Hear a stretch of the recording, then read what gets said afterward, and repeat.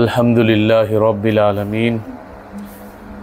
আলহামদুলিল্লাহি ওয়া সালামুন আলা ইবাদিহিল্লাযীনা ইসতাফা। আলহামদুলিল্লাহিল্লাযী আনজালা আলা আবদিহিল কিতাব ওয়া লাম ইয়াজআল লাহু ইওয়াজা। রব্বি আউযু বিকা মিন হামাযাতিশ শায়াতিন ওয়া আউযু বিকা রব্বি আইয়াহদুরুন। বিসমিল্লাহির রহমানির রহিম। يا أيها الناس اعبدوا ربكم الذي خلقكم والذين من قبلكم لعلكم تتقون الذي جعل لكم الأرض فراشا والسماء بناء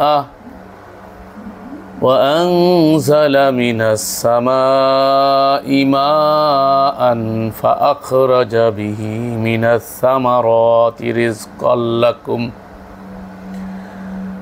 فلا تجعلوا لله أندادا وأنتم تعلمون رب اشرح لي صدري ويسر لي أمري ওয়াহলুল উকদাতাম মিন লিসানি ইয়াফকাহু কাওলি। সুবহানাকা লা ইলমা লানা ইল্লা মা আল্লামতানা ইন্নাকা আনতাল আলিমুল হাকিম। সম্মানিত দিনী ভাই ও ভগ্নীগণ, আজকে আমরা একটা গুরুত্বপূর্ণ বিষয় আলোচনা করতে যাচ্ছি। সেটা হলো আল কোরআন গোটা মানবতার জন্য এসেছে, যদিচ আমাদের সমাজের শোকট মৌলবী সাহেবরা আমাদেরকে বুঝিয়েছে এটা একটা বিশেষ শ্রেণী বা মুসলমানদের গ্রন্থ। তো আসলে এই কোরআনে মাজিদ এটা এসেছে গোটা মানব জাতির স্রষ্টার পক্ষ থেকে মানব জাতির জন্য ম্যানুয়াল হিসাবে।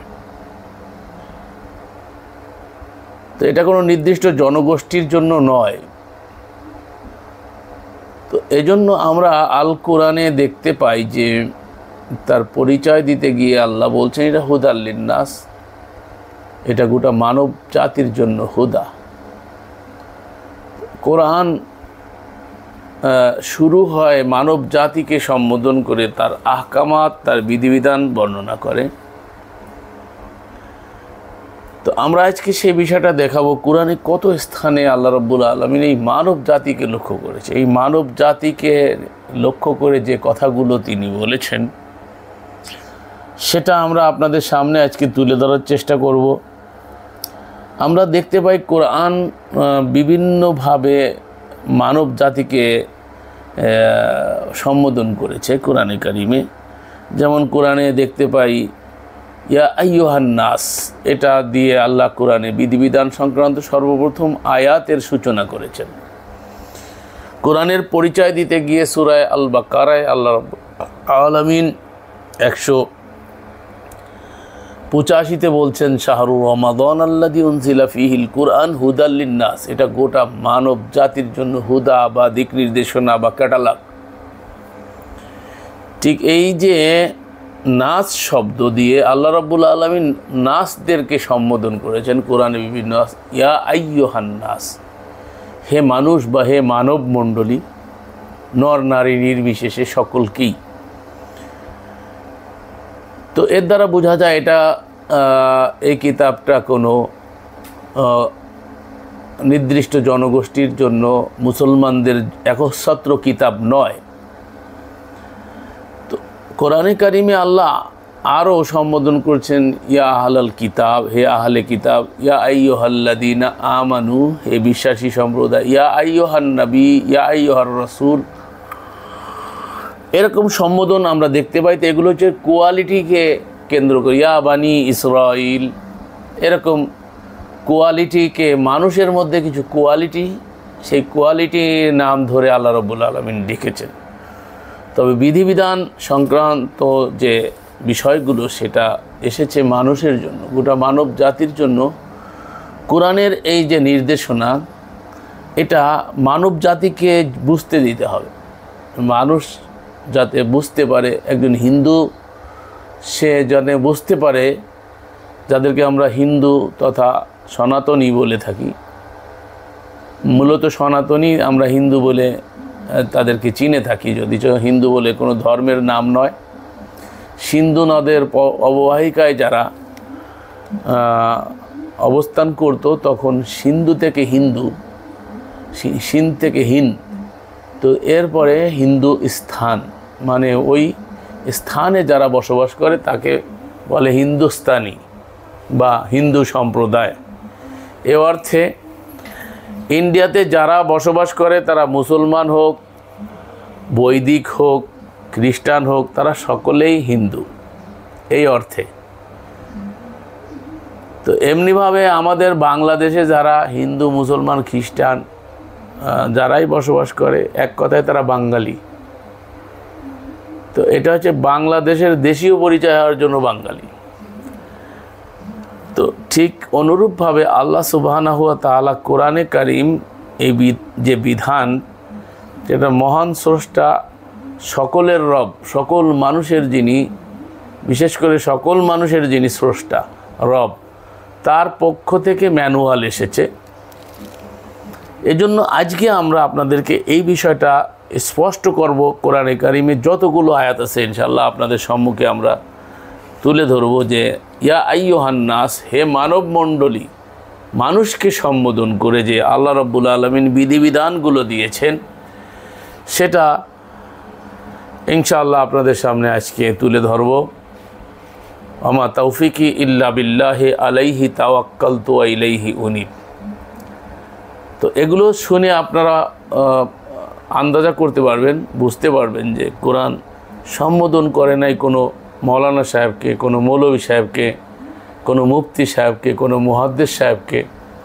এরকম সম্বোধন আমরা কোরআনে দেখতে পাই না। আমরা এই মানুষকে দেখতে পাই, আর মানুষের কিছু কোয়ালিটিকে সম্বোধন করেছেন আল্লাহ রাব্বুল আলামিন, যেটাকে মানুষকে অর্জন করা অত্যন্ত অত্যাবশ্যকীয়। যেমন মোমেন, ইয়া আইয়ুহাল্লাযীনা আমানু, আমানু হওয়া, মোমিন হওয়া, এটা এই কোয়ালিটি অর্জন করা দরকার। কিন্তু সেটা না করে আমরা কেউ মৌলানা, কেউ মৌলভী, কেউ মুফতি, কেউ হাফেজ, কেউ কারি, এরকম যেসব কোয়ালিটি আমরা অর্জন করার জন্য আমাদের বর্তমান সিলেবাস থেকে দেখা যায়, তো আল্লাহর সিলেবাসে এগুলো নাই, বরঞ্চ এগুলো আল্লাহ রাব্বুল আলামিনের কোয়ালিটি। এই কোয়ালিটি নিয়ে টানাটানি করা মানে শিরিক করা, যেটা আল্লাহর জন্য নির্দিষ্ট করে তিনি বলেছেন সেটা তার জন্যই রাখা। যেখানে শিরকের ন্যূনতম গুঞ্জাইশ আছে সেখান থেকে দূরত্ব বজায় রাখা প্রকৃত মোমেনের কাজ। তো সম্মানিত দিনী ভাই ও বোনেরা, আমরা আজকে আল বাকারা থেকে শুরু করছি। কোরআনে কারিমে সূরাতুল বাকারা 2 নম্বর সূরার 21 এবং 22 নম্বর আয়াতে আল্লাহ রাব্বুল আলামিন মানব মণ্ডলীকে সম্বোধন করে বিধিবিধান সংক্রান্ত সর্বপ্রথম যে আয়াত কোরআনে কারিমের, সেখানে সম্বোধন করে আল্লাহ বলছেন, ইয়া আইয়ুহান নাস, হে মানব মণ্ডলী, সুবুদু তুমা রব্বাকুমুল্লাযী খলাকাকুম, তোমরা তোমাদের রবের ইবাদত করো, যিনি তোমাদেরকে ও তোমাদের পূর্ববর্তীদেরকে সৃষ্টি করেছেন। ওয়াল্লাযীনা মিন ক্বাবলিকুম লাআল্লাকুম তাত্তাকুন, যেন তোমরা তাকওয়া অর্জন করতে পারো, সংযমী হতে পারো।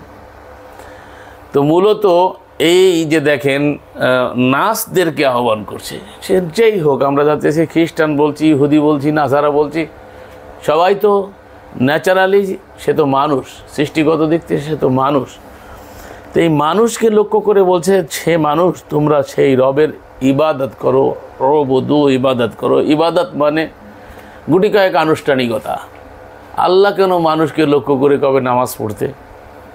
এটা তো হতে পারে না। আল্লাহ তো এটা বলেনও নাই, মানুষকে নামাজ পড়তে বলে নাই। আল্লাহ বলছে তোমরা ইবাদত করো। ইবাদত মানে কি? আজকে দেখতেছিলাম, আমাকে হয়তো ইংল্যান্ড থেকে এক বোন পাঠিয়েছে, আমাদের এক বড় বোন। তো উনি ওটা যেটা পাঠিয়েছে সেখানে দেখলাম যে আপনার একজন মাশায়েখ এক অঞ্চলে, আপনার আফ্রিকার কোনো এক অঞ্চলে তিনি একটা জনগোষ্ঠী, তারা মুসলিম দাবি করে কিন্তু তারা নামাজ টামাজ পড়ে না, তারা কর্মটাকে ইবাদত মনে করে। আলহামদুলিল্লাহ, অত্যন্ত সুন্দর বিষয়টা মনে পড়ে গেল। উনি পাঠিয়েছেন, আমি তো মোবাইলটা বন্ধ করেছি, আমি এটা দেখাই দিতে পারলে অনেক ভালো হতো। ওখানে দেখাইছে যে ওনারা এই কাজ করে খায়, কারো মুখাপে কিনা উনি ওনাদেরকে এইটা নির্দেশ দিয়েছেন, এটা শিখিয়েছেন যে কর্মটাই মূলত ইবাদত।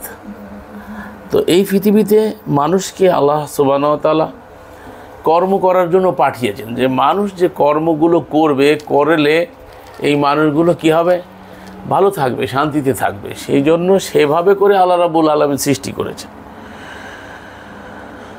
তো কর্মটাই মূলত ইবাদত। কর্মটা যদি সৎ হয় সেটা আমলে সালেহ হয়, সৎকর্ম হয়। আর কর্মটা যদি খারাপ হয় তাহলে আমলে সাইয়্যা হয় সেটা। তো আল্লাহ রাব্বুল আলামিন আমাদেরকে মূলত সৎকর্ম করার জন্য আমাদেরকে পাঠিয়েছেন।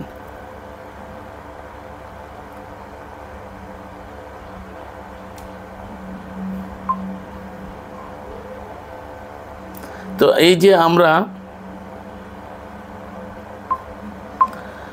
মনে করি গুটি কয়েক আনুষ্ঠানিকতাকে ইবাদত, মূলত এই আনুষ্ঠানিকতা শুধু ইবাদত নয়। ইবাদত হলো সর্ব অবস্থায় আল্লাহ সুবহানাহু ওয়া তাআলার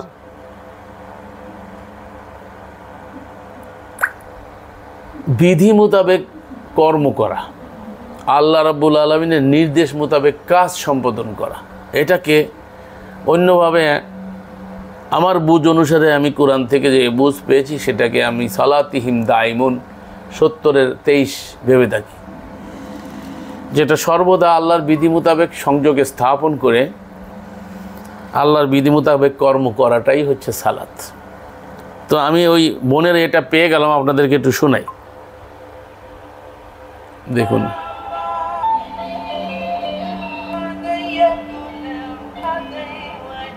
ইসলাম ধর্ম পালনের যেসব নিয়ম কানুন কুরআন সুন্নাহ দ্বারা প্রমাণিত, সেসব নিয়ম থেকে একেবারে বের হয়ে ইসলাম পালন করে থাকে বায়েফল সম্প্রদায়। সেনেগালের এই সম্প্রদায় সম্পর্কে জানা যায়, তারা নামাজ ও রোজার বদলে বেছে নিয়েছেন এমন একটি পন্থা যাকে রোজা নামাজের সমতুল্য হিসেবে ভাবা হয়। বায়েফল সম্প্রদায়ের বিশ্বাস অনুযায়ী পরিশ্রম, সেবা, সৎকর্ম এবং একজন শায়েখের প্রতি আধ্যাত্মিক নিবেদন নামাজ রোজার সমতুল্য। তারা নামাজ রোজা একেবারে পালন না করলেও নিজেদের মুসলিম বলে দাবি করে থাকে। তাদের মতে শ্রেষ্ঠ ইবাদত হলো পরিশ্রম ও সৎকর্ম। সেনেগালের সুফি সাধক আহমদু বাম্বা মবাকের শিক্ষার মধ্য দিয়ে এই সম্প্রদায়ের যাত্রা শুরু। জানা যায় 1853 সাল থেকে 1927 সাল পর্যন্ত ফ্রান্স ঔপনিবেশিক শাসনের সময় সেনেগালে বসবাস করতেন তিনি। ফরাসিদের বিরুদ্ধে তিনি অহিংস সংগ্রাম শুরু করেন। কোরআন অধ্যয়নের পাশাপাশি তিনি বিভিন্ন সাহিত্য রচনা করতেন। আহমদু বাম্বা মবাকের একজন শিষ্য হলেন শেখ ইব্রাহিমা ফল, যার নাম স্থান পেয়েছে সম্প্রদায়ের নামের ভেতর। মূলত বায়েফল আন্দোলনের সূত্রপাত তার হাত ধরে। তিনি এই সম্প্রদায়ের কিছু মূলনীতি ঠিক করে দেন। কাজ বা শারীরিক পরিশ্রমকে আল্লাহর ইবাদত বলে মনে করতেন আহমদু বাম্বা। শায়েখ ও শিষ্যের মধ্যে কেমন সম্পর্ক হওয়া উচিত তা নিয়েও তার বিশদ ব্যাখ্যা রয়েছে। তিনি মনে করেন তার প্রবর্তিত ধ্যান ধারণাগুলো কোরআন সুন্নাহর সঙ্গে সাংঘর্ষিক নয়। তিনি আরো মনে করেন ধ্যান ধারণাগুলো নবী মুহাম্মদ সাল্লাল্লাহু আলাইহি ওয়াসাল্লামের সাহাবীদের উদাহরণ থেকে নেওয়া হয়েছে। পরবর্তী তো আমি যেহেতু কথাটা বলছিলাম, তো ডকুমেন্টস এটা দেখালাম আপনাদেরকে, যে আপনাদেরকে এইটা করতে হবে বা এটাকে আমি কোরআনের পরিপূর্ণ বিধান বলছি তা না। আমি যেটা বোঝাতে চাইছিলাম সেটা হলো মূলত এই কর্মটাই হলো ইবাদত, তার একটা প্রতিফলন তারা ঘটিয়েছে, কর্ম করে খায় তারা। তো এই যে ধর্মের নামে ভিক্ষাবৃত্তি প্রতিষ্ঠা করা, পূজা পাঠ করা, ধর্মীয় যে আচারগুলো যেগুলো, এইগুলো যে ইসলামের মৌলিক বিষয় ধরে নিয়েছি আমরা, সেটার কোনো প্রকৃত বিষয়টা আমরা বুঝতে না পারার কারণে এই বিভ্রান্তির ভিতরে পড়ে আছি যুগ যুগান্তর ধরে। সত্য আমরা উপলব্ধি করতে পারছি না।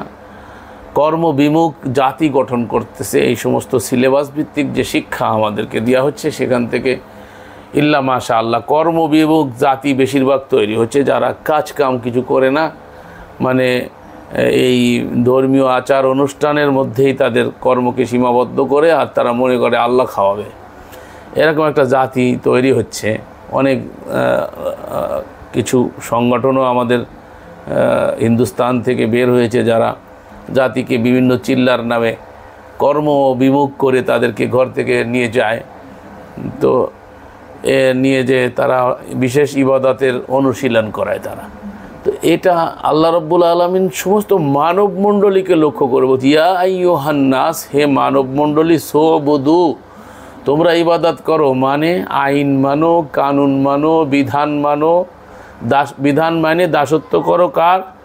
রব্বাকুমুল্লাযী খলাকাকুম, ওই রবের, আল্লাযী খলাকাকুম, যিনি তোমাদেরকে এবং তোমাদের পূর্ববর্তীদেরকেও সৃষ্টি করেছেন।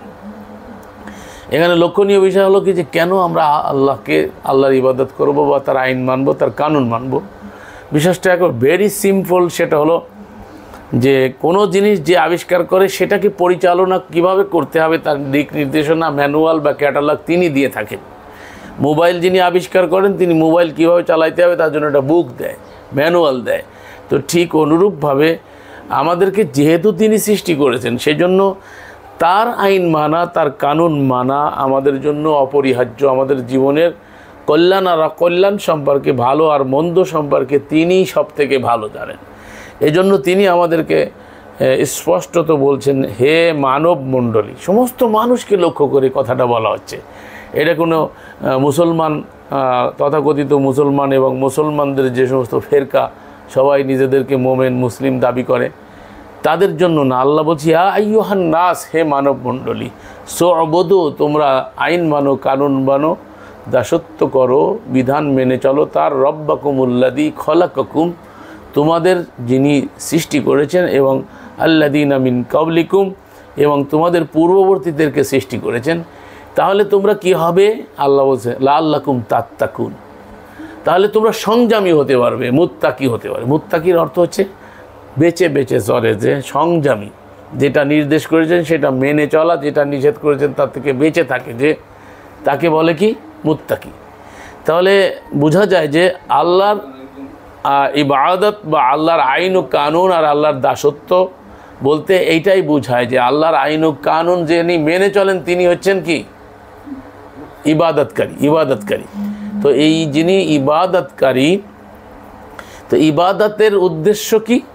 টোটাল ইবাদতের উদ্দেশ্য আল্লাহ বলতেছেন একবার শুরুতে মানব মণ্ডলীর বলছে। দেখেন খুবই লক্ষণীয় বিষয়টা, ভালো করে লক্ষ্য করেন। আল্লাহ বলতেছেন, ওয়াল্লাযীনা মিন ক্বাবলিকুম লাআল্লাকুম তাত্তাকুন, শুধু তোমাদেরকে নাই, তোমাদেরকে পূর্ববর্তী যারা ছিল তাদেরকেও তিনি সৃষ্টি করেছেন, লাআল্লাকুম তাত্তাকুন, যাতে করে তোমরা মুত্তাকি হতে পারো। তাহলে এই মানুষেরা যখন আল্লাহর বিধি মোতাবেক কাল অতিপাত করে, আল্লাহর বিধান যখন মানুষের কাছে আসে, তখন দিক আসে দুটো, একটা হচ্ছে আওয়ামের, একটা নওয়াহি। বিশেষ করে একটা হচ্ছে আদেশ আর একটা হচ্ছে কি নিষেধ। আর এই আদেশ নিষেধটাই মূল বিষয়, আর এইটাকে পালন করার জন্য কিছু আমসাল আছে, কিছু উদাহরণ দিয়েছেন এটাকে বোঝানোর জন্য আল্লাহ রাব্বুল আলামিন, কিছু ইতিহাস টেনেছেন পূর্ববর্তীদের। তো এইগুলোর মূল বিষয়বস্তু হচ্ছে যে মানুষ যাতে, যে উদ্দেশ্যে তাদেরকে সৃষ্টি করা হয়েছে সেটা হচ্ছে ওমা খালাকতুল জিন্না ওয়াল ইনসা ইল্লা লিয়াবুদুন, জিন এবং মানব জাতিকে সৃষ্টি করেছে আল্লাহর আইন ও কানুন মানবে, অর্থাৎ তার ইবাদত করবে, ইবাদতের উদ্দেশ্যে সৃষ্টি করা। তো ইবাদতের উদ্দেশ্যেই যদি সৃষ্টি করা হয় তাহলে ইবাদতবিহীন একটি সময় কাটানো যায় না। এখন যদি সালাত সিয়াম নির্দিষ্ট কোনো আনুষ্ঠানিকতাকে আপনি ইবাদত মনে করেন, আমাদের সমাজের ধারণাও এরকম করে দিয়েছেন আমাদের সোকাট হুজুররা, যার ফলশ্রুতি দেখা যায় যে একটা মানুষ যখন সে নামাজ পড়ে তখন ইবাদত ভাবে, আর নামাজ থেকে বাইরের যে কর্মকাণ্ড করে সেটাকে সে ইবাদত ভাবে না। ফলশ্রুতিতে কী হয়, সে দেখা যায় ওখানে বাটপারি করে, ওখানে ফাঁকিবাজি করে, ওখানে ধোঁকাবাজি করে বাইরেতে। আর মসজিদে আসলে কেউ, এই জন্য বলে মসজিদে আসছি, চোরে চুরি করে মসজিদে উঠে, চল মসজিদে দাঁড়াই বলবি। তার কারণ মানুষের একটা ধারণা আছে মসজিদে মিথ্যা কথা বলা যাবে না। তাহলে মিথ্যাবাদীর পরে তো আল্লাহর অভিসম্পদ। কোরআনে কারিমে আল্লাহ বলছে লানাতুল্লাহি আলাল কাযিবিন, যারা মিথ্যা বলে তাদের পরে আল্লাহর অভিসম্পদ। তাহলে আল্লাহর অভিসম্পদ তো খালি মসজিদের মধ্যে যদি সত্যি কথা বলে আর মসজিদের বাইরে মিথ্যা কথা বললে সেখানে কি আল্লাহর অভিসম্পদ আসবে না? তাহলে বিষয়টা লক্ষণীয় যে আজকে আমাদের এই সমাজকে এই সোকাট মৌলভী সাহেবরা কোথায় নিয়ে গেছে। এরা আমাদেরকে কোন জায়গায় নিয়ে গেছে আমাদেরকে বুঝতে হবে বিষয়টা। ইবাদতকে আমরা অলরেডি বুঝতেই দেয়নি, মানে গটিকা এক আনুষ্ঠানিকতার মধ্যে, এক কথায় পঞ্চস্তম্ভের মধ্যে সীমাবদ্ধ করে দেওয়া হয়েছে। অথচ গোটা জীবনটাই ইবাদত। আর এই ইবাদতের জন্য আল্লাহ মানুষকে সৃষ্টি করেছে, খালি মুসলমানের জন্য ইবাদত তা নয়, কথাটা ভুল। আমি কিন্তু আজকে আপনাদেরকে বুঝাইতে চাচ্ছি যে বিষয়টা, তো সেই বিষয়গুলো আজকে পুরোপুরি এইটুক সময় আলোচনা করতে পারবো না। আমি এই বিষয়টা ধারাবাহিক আলোচনা করব যে কোরআন গোটা মানব জাতির জন্য আসছে, এটা বোঝানোর জন্য আমি ধারাবাহিক আলোচনা শুরু করছি। আজকে সিরিজ আলোচনা হবে।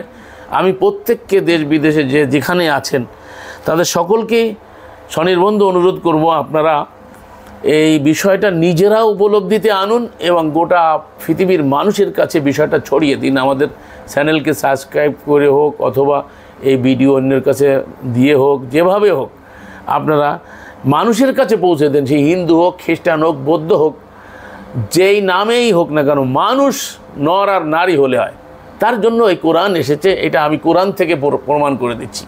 কিন্তু আমাদের সোকাট মৌলবীরা আমাদেরকে ধারণা দিয়েছে এটা মুসলমানদের একচ্ছত্র কিতাব, তার মধ্যে মুসলমানের সাধারণ জনগোষ্ঠীও কোরআন বুঝতে পারবে না, এটা শুধু হুজুররা বুঝবে, হুজুরদের কাছ থেকে আমাদেরকে বুঝে নিতে হবে। এই যে টেন্ডেন্সি আমাদের তৈরি করা হয়েছে যে এটা যে কত বড় খতরনাক, এটা যে কত বড় আল্লাহ বিরোধিতা, এটা যে কতটা আল্লাহর হুকুম বিরোধিতা, সেটা আমি ইনশাআল্লাহুর রহমান আপনাদেরকে আজকে চোখে আঙ্গুল দিয়ে কোরআনের আলোকে, কোরআনের আয়াতের ব্যাখ্যা সহকারে আমি আপনাদেরকে দেখাই দেব।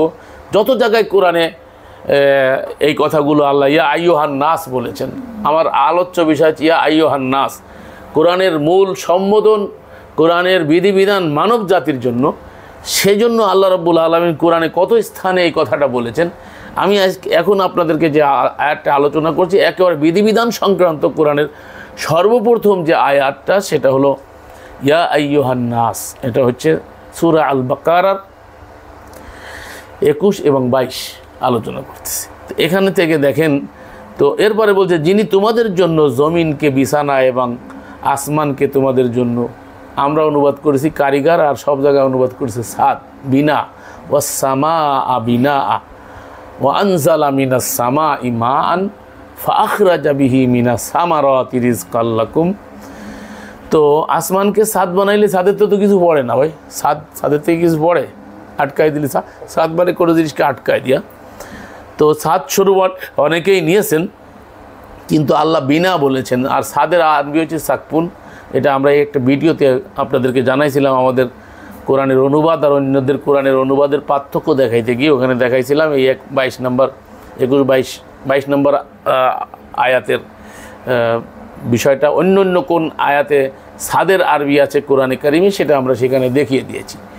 তো সম্মানিত সুধী, আল্লাহ রাব্বুল আলামিন বলছেন যে যিনি তোমাদের জন্য জমিনকে বিছানা বানিয়েছেন। তো এই জমিনকে যে বিছানা বানাইছে এটা কি মুসলমানের জন্য? মানব জাতির জন্য। খেয়াল করেন বিষয়টা, দেখেন আল্লাহ বলতেছে যিনি তোমাদের জন্য, হে মানব মণ্ডলী, সম্মোদিত মানব, হে মানুষ, তোমরা তোমাদের সেই রবের ইবাদত করো। প্রথম কথা আল্লাহ বলতেছে বিধিবিধান, এক কথায় ইবাদত, যে উদ্দেশ্যে তিনি সৃষ্টি করেছেন। ওই যে 51 নম্বর সূরা 56 নম্বর আয়াত সূরা জারিয়াতে আল্লাহ রাব্বুল আলামিন যে কথা বলেছেন যে জিন মানব জাতিকে সৃষ্টি করছি আমার ইবাদতের জন্য, তো সেইটাই আল্লাহ রাব্বুল আলামিন বলছে। কিন্তু আমাদেরকে এই পঞ্চস্তম্ভের আনুষ্ঠানিক ইবাদতের ফাঁদে ফেলে দিয়ে গোটা জীবন যে আমাদের ইবাদত, তার থেকে আমাদেরকে বের করে দিয়েছে। আমরা বুঝতে পারছেন আমার কথাটা?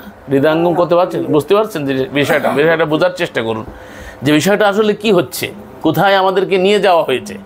সেই যে বিষয়টা, এই যে বিষয়টা বলতেছে, এটা কিন্তু সারা ওয়ার্ল্ডে ছড়িয়ে ছিটিয়ে, সারা ওয়ার্ল্ডে জগদ্দল পাথরের মতো চেকে বসেছে।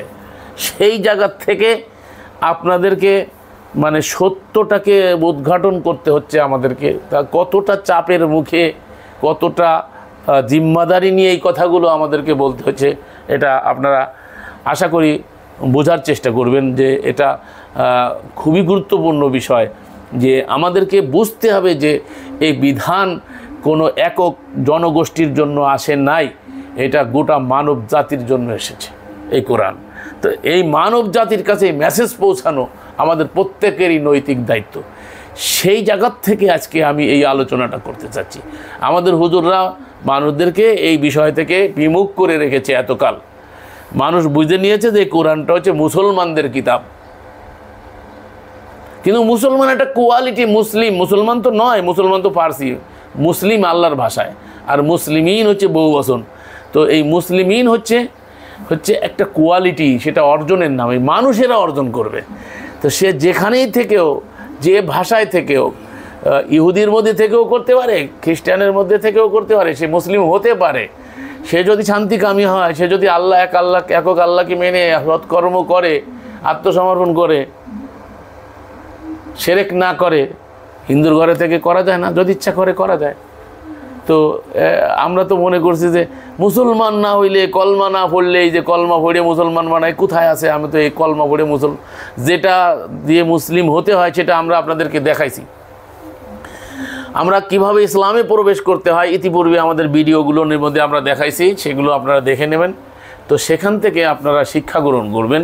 এই সমস্ত এই যে বড় বড় মঞ্চের ভিতরে, জাকির নায়কের মঞ্চে, আজহারির মঞ্চে, সাইদির মঞ্চে, বিভিন্ন আলেমুল, আমিও এক সময় করেছি, বিভিন্ন জায়গায় আমার হাতেও অনেকে ইসলাম গ্রহণ করেছে। ওই যে আপনার অনুদান দেওয়ার জন্য গিয়েছিলাম রোহিঙ্গা ক্যাম্পে, তারপরে আমরা আলিপুর না কি বলে, ওই খাগড়াছড়ি ওইদিকে গিয়েছিলাম, ওখানে অনেকেই আমার হাতে ইসলাম গ্রহণ করলেন। তখন তো ওই যে শাহাদা পড়াইছি, ঠিক আছে, ওই যে কালেমায়ে শাহাদাত, সেগুলো তো জানতাম না। আসলে এভাবে করে ইসলামে আসে না। ইসলাম মানে হচ্ছে আল্লাহর বিধানে আত্মসমর্পণ করা। ইব্রাহিমকে লক্ষ্য করে আল্লাহ সুবহানাহু ওয়া তাআলা কোরআনে কারিমে সূরা আল বাকারায় বলছে, ইদ ক্বালা লাহু রাব্বুহু আসলিম। তার রব তাকে লক্ষ্য করে বললেন, ইব্রাহিম আসলিম, তুমি সারেন্ডার করো, আত্মসমর্পণ করো। তো এই কথা বলার সঙ্গে সঙ্গে ইব্রাহিম আর কোনো প্রশ্ন না করে বলছে, আসলামতু লিরাব্বিল আলামিন, আমি সারেন্ডার করলাম, আত্মসমর্পণ করলাম, লিরাব্বিল আলামিন, যিনি জগৎ সমূহের রব। তো জগৎ সমূহের রবের সামনে, তার আইনের সামনে, তার বিধানের সামনে, তার কানুনের সামনে, এই যে কানুন, এই যে বিধান, এই বিধানের সামনে পরিপূর্ণভাবে আত্মসমর্পণকারীকে মুসলিম বলে। সেটা আপনি খ্রিস্টানের ভিতরেও তাকে করতে পারেন, এক আল্লাহ বিশ্বাস করে আল্লাহর বিধি মোতাবেক জীবনযাপন করতে পারেন। আপনার নাম যাই হোক না কেন, সানাসুর ভাজা হোক, সমস্যাটা কি? আপনি যদি কোরআনের বিধান মানেন, আপনার নাম মুসলমান বা মুসলমানের ঘরে জন্ম নিয়েছেন, কিন্তু আপনি কোরআন মানেন না, বিধান মানেন, আপনি কিসের মুসলিম? আপনি মুসলমান হতে পারেন, কিন্তু আপনি মুসলিম না।